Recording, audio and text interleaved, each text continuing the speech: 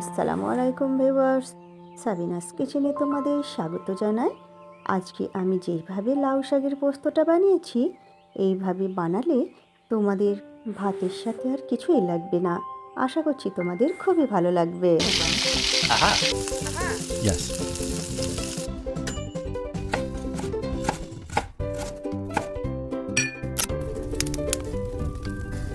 Wow. কড়াইতে সর্ষের তেল দিয়ে ভালো করে গরম করে নিয়ে একটু বেশি করে পেঁয়াজ কুচি, সরু সরু করে কেটে রাখা একটা আলু আর লাউ শাকের ডাঁটা দিয়ে দিচ্ছি। দিয়ে এরপরে এর মধ্যে পরিমাণ মতো লবণ দিয়ে দিচ্ছি, হাফ চামচ লঙ্কা গুঁড়ো, হাফ চামচ হলুদ গুঁড়ো দিয়ে দিচ্ছি। আর কিছুই দেব না মশলা, এই সিম্পল মশলাতেও খুব দারুণ হবে খেতে। এরপর আমি কিছুক্ষণ কষিয়ে নেব। যে কোনো শাক বা সবজি একটু কষিয়ে নিলে খেতে ভালো হয়। অল্প করে পানি দিয়ে আমি কিছুক্ষণ কষিয়ে নিচ্ছি। তোমরা একবার এইভাবে লাউ শাক পোস্তটা বানিয়ে দেখো। অল্প মশলা হলেও এই লাউ শাক পোস্তটা দারুণ হয় খেতে। কষানো হয়ে গেলে অল্প করে পানি দিয়ে দেব। এদিকে আমি শাকটা ছোট ছোট করে কেটে ধুয়ে পানি ঝরিয়ে এরপর আমি দিয়ে দিচ্ছি। দিয়ে এরপরে একটু নেড়ে দেব।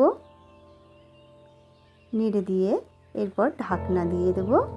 ঢাকনা দিয়ে ভাপিয়ে নেব কমে যাওয়া পর্যন্ত।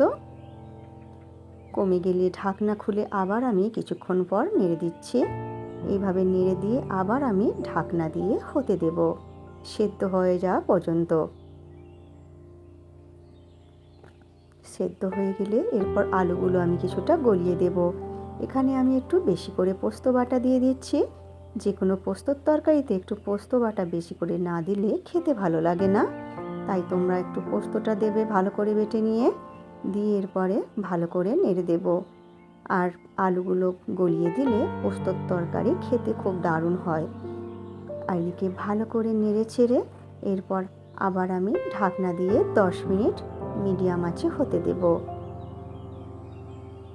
এরপরে যখন এইরকম মাখা মাখা হয়ে যাবে, পোস্তটা স্বাদটা পুরো শাকের সঙ্গে আলুর সঙ্গে মিশে যাবে, এরপর নেড়েচেড়ে নামিয়ে তোমরা পরিবেশন করো ভাত রুটির সাথে। আমার রেসিপিটি তোমাদের ভালো লাগলে লাইক কমেন্ট শেয়ার করে পাশে থেকো। আমার রেসিপিটি ফেসবুক থেকে দেখলে ফলো করে দিও, ইউটিউব থেকে দেখলে সাবস্ক্রাইব করে পাশে থেকো। আমার রেসিপিটি শেষ পর্যন্ত দেখার জন্য তোমাদের অনেক অনেক ধন্যবাদ রইল।